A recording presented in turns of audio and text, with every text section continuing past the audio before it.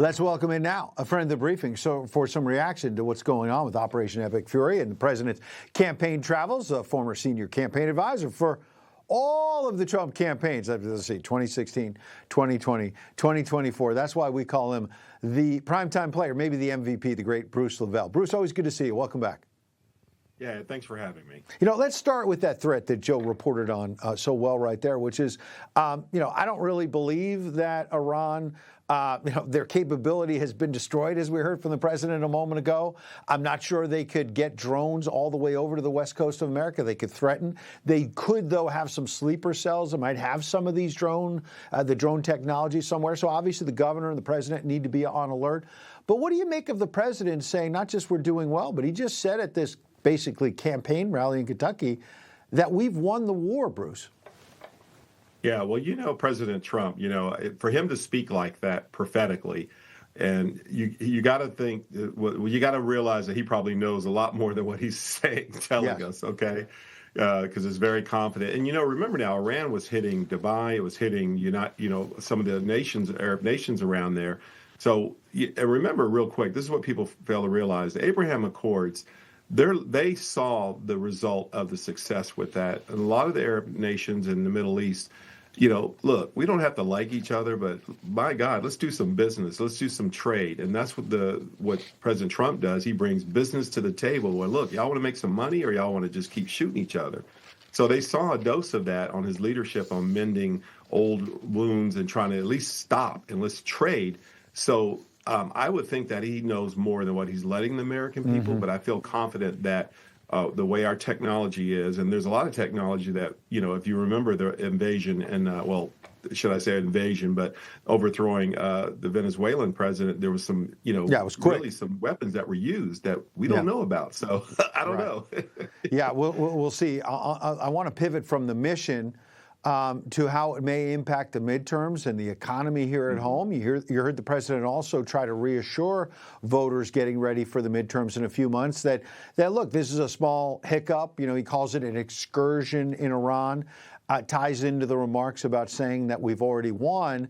I guess my question for now is, are you confident that oil prices have stabilized enough? We got a very positive inflation report today, CPI on Wall Street, that suggested Biden-inflation has been tamed. But those gas prices have obviously trickled up about 50 cents on average per gallon, somewhere in that range. President says it's going to come back down quickly.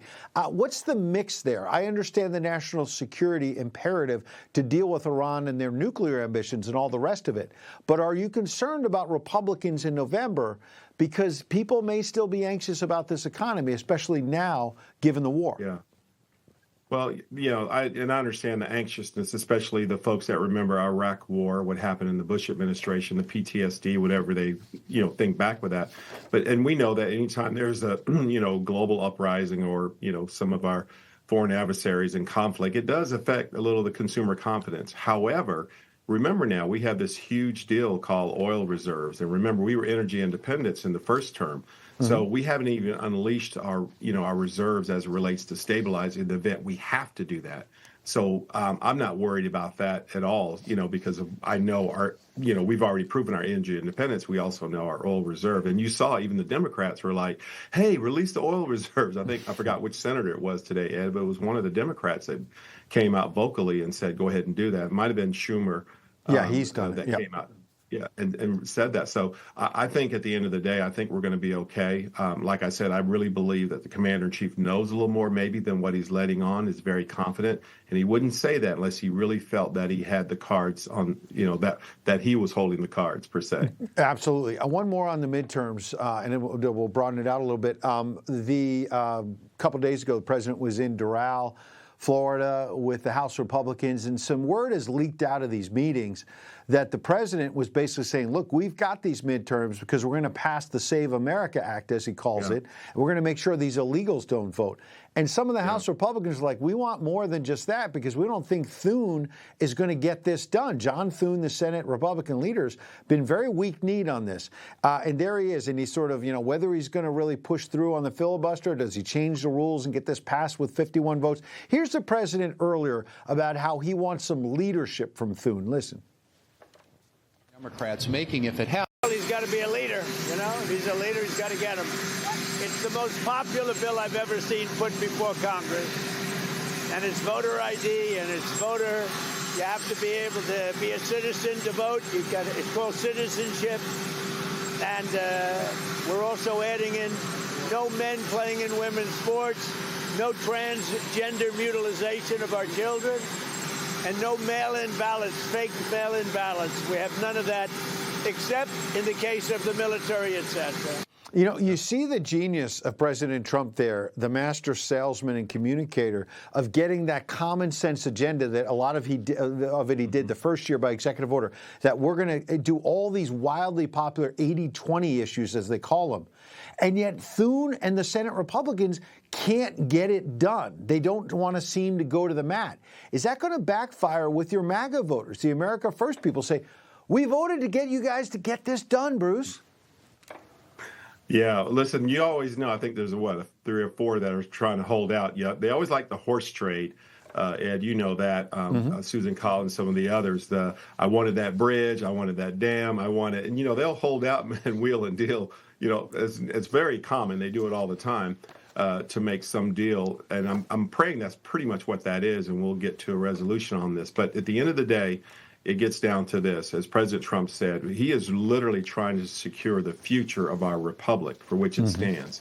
And if we don't get really good, solid elections, there is no future for the United States. And he knows that. So he understands the criticality of it and understands. And listen, he will twist and go real strong on these folks. And trust me, I don't want to be in that fire. But I still feel confident that we can get this across the finish line, especially when they come to a resolution, all their backdoor horse trading that they got going on. They better get it done. I hope you're right, that there'll be some horse trading, and at the end we get a deal here, because more than the politics, as you know better than anyone, it's about the principle. More than 80% of the country is saying, give us voter ID to make sure illegals are not voting. It's something the president ran on and campaigned on and won on. Bruce LeVell, you've been there, all 3 campaigns, as we said. We appreciate your insight as always. Thank you. Yeah, thanks, Ed. Thanks for having me. Information. Truth is freedom. Is Newsmax. It's real news for real people.